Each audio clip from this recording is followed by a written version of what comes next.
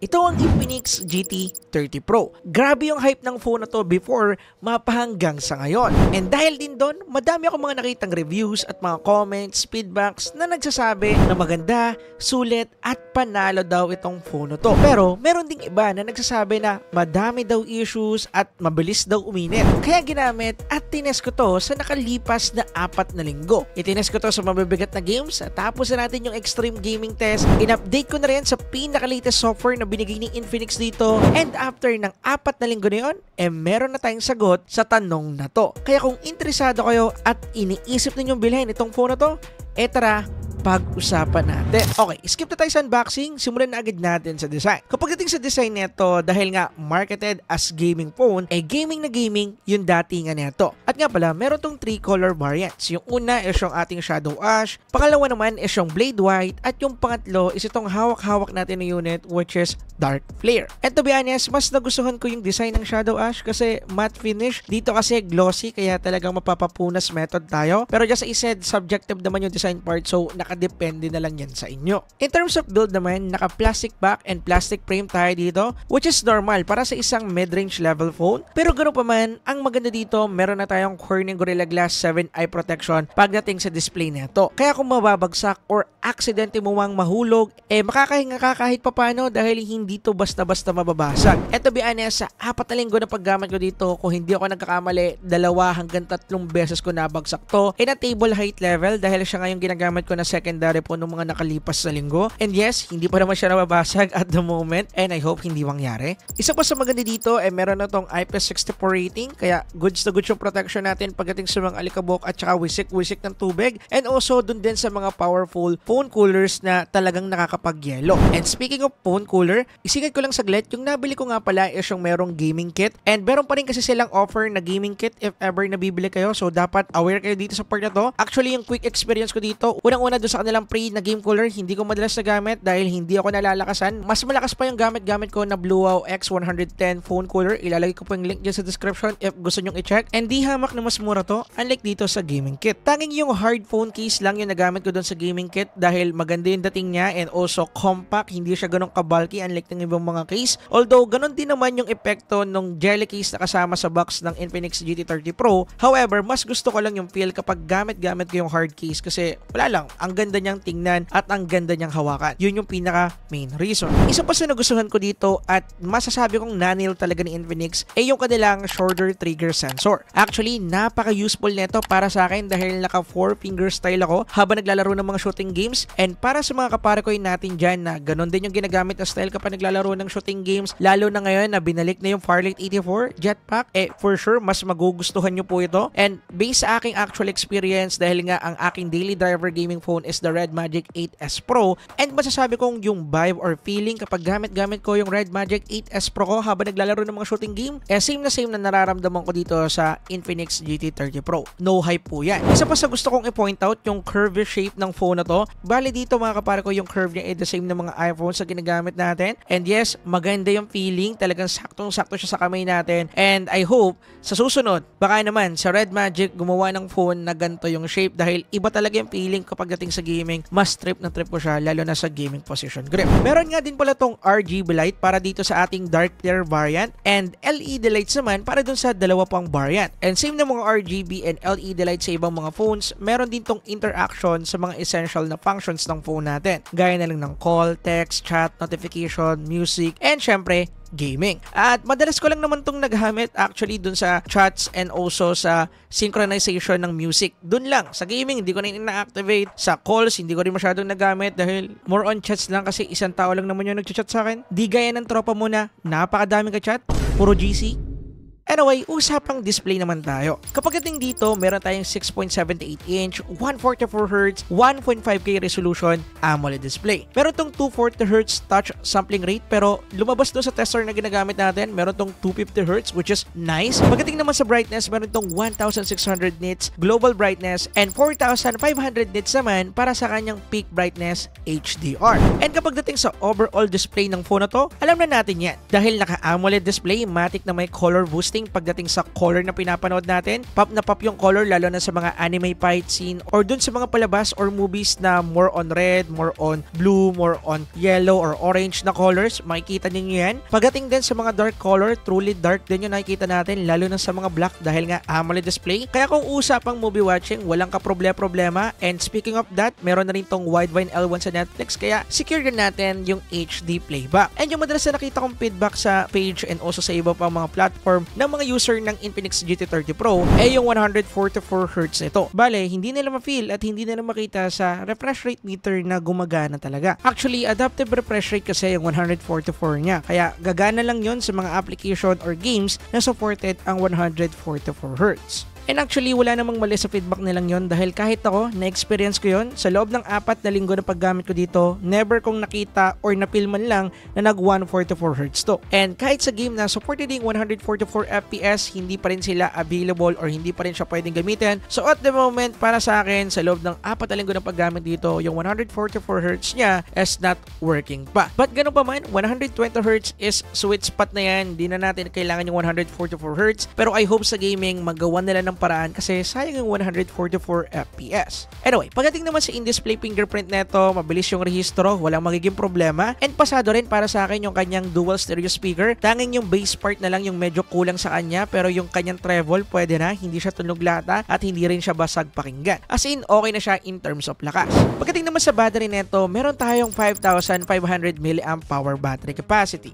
And pagdating sa kunatness neto, the same lang din ng mga Infinix and Tecno phones. Pretty average lang. Naka 9 hours lang kasi tayo pagdating sa PC Mark battery test at umabot lang din ng 4 hours yung kanyang pinakatinagal pagdating sa ating extreme gaming test. Take note lang na tuloy-tuloy yung paglalaro natin nun. And actually, hindi na naging surprising para sa akin to dahil gada Transsion phones na nare-review ko, laging battery part nila yung kinukulang dahil nga hindi ganun kagandahan yung kanilang software optimization pagdating sa power consumption. Nakita na natin na na-fix to ng nating phone, nakita na natin na na-fix to ng OnePlus at also ng mga Vivo phones. So I hope sa susunod, Transsion, baka naman, galaw-galaw din sa software update. Pagdating naman sa charging speed, medyo out lang ng konti dahil nasa 45 watts lang yung supported niya and meron din siyang 30 watts wireless charging support. So support na to, medyo dismayado lang ng konti kasi 45 watts lang and yes, aabutin po tayo ng humigit kumulang 1 hour para ma-full charge po itong phone na to. And para sa akin, goods na rin naman yan pero sana ginawa na lang 60 para medyo palag-palag. Ang gandahan naman sa phone na to, kung malolobat nyo siya agad, pwede pa rin tayo makapaglaro dahil meron tong bypass charging, which is nice.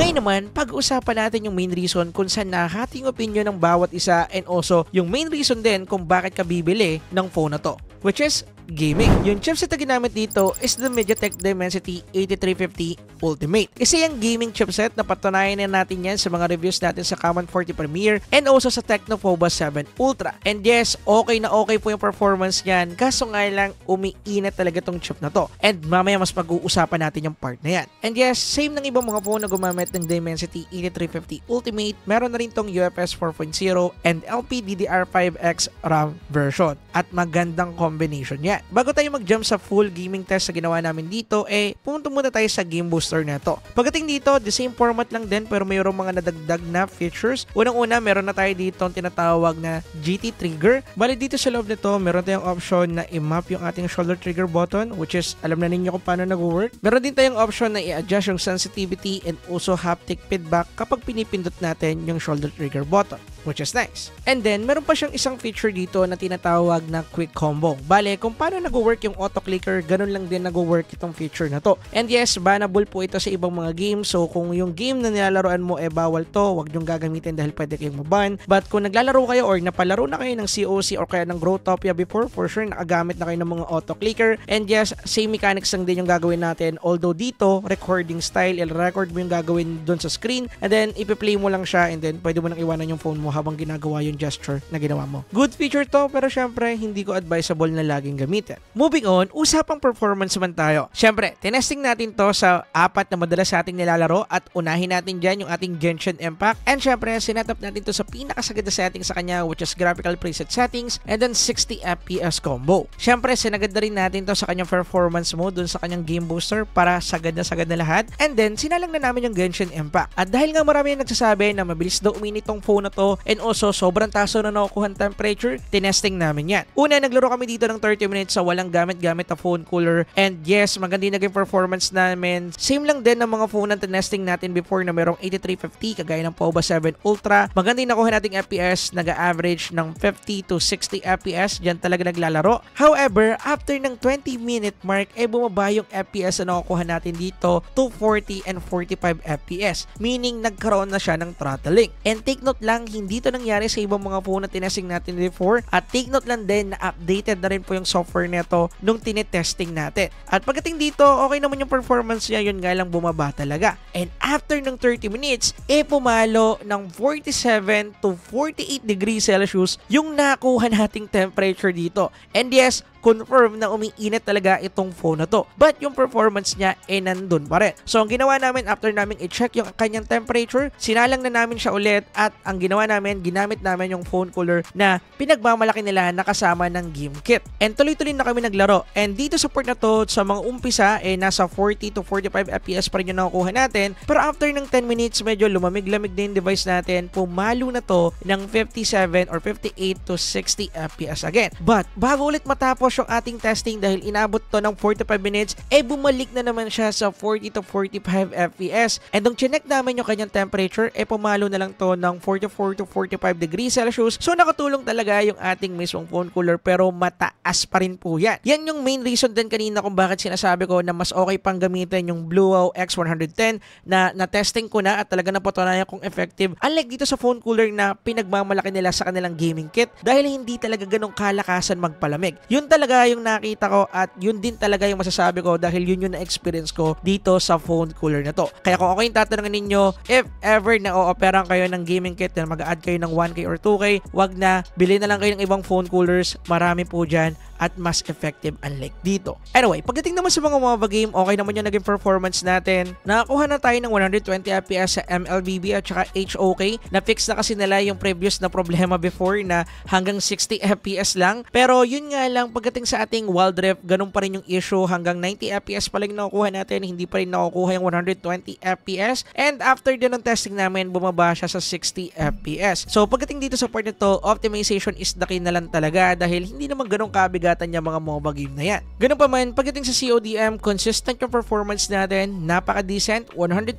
FPS pagdating sa MP mode and 90 FPS naman pagdating sa BR mode. And yes, hindi po siya bumaba unlike doon sa mga naunang game, permanent 120 and also 90 FPS, which is nice. So in overall, based sa feedback ng mga user, yes, meron talagang part na problema dito sa Infinix and I hope ma-fix na rin ng software update. But pagdating sa kanyang overall performance, kitang-kita naman natin na nandun talaga dahil nga maganda rin naman kasi talaga yung chipset na ginamit dyan. Gaming chipset talaga yan. And upload ko nga rin pala yung ginawa nating extreme gaming test dito para makita natin kung saan pa siyang mga game iinit at kung makaka-experience pa ba tayo ng mga thermal throttling sa ibang mga games. So, abang-abang kayo dyan, kaya stay tuned sa susunod na upload na. Ngayon naman, usapang software tayo. Pagdating dito, ginamitan to ng XOS 15.1 and ito yung XOS 15.1 GT version, meaning ito yung version ng XOS na malinis at for GT series only. And kapag sinabi ko malinis, as in malinis, tanging XOS family na lang yung bloatware na nandito. At yeah, itong mga application na lang naman na to is actually yung pinaka built-in application ng mismong phone. And unlike sa Tecno POBA 7 Ultra na meron pa rin mga bloatware, dito as in zero bloatware na kagaya ng sinabi ko, tanging yung XOS family lang. Pero unlike sa POBA 7 Ultra na ginamitan ng magandang skin, dito mga kapare ko is just a common skin. Although ito kasi nauna bago ilabas yung POBA 7 Ultra, so iba pa yung kanilang competition that time and yes, dun lumamang ang POBA 7 Ultra. Pero pagdating sa navigation, pag-open ng app and also iba pang animation na nakita ko dito sa kanyang XOS 15.1,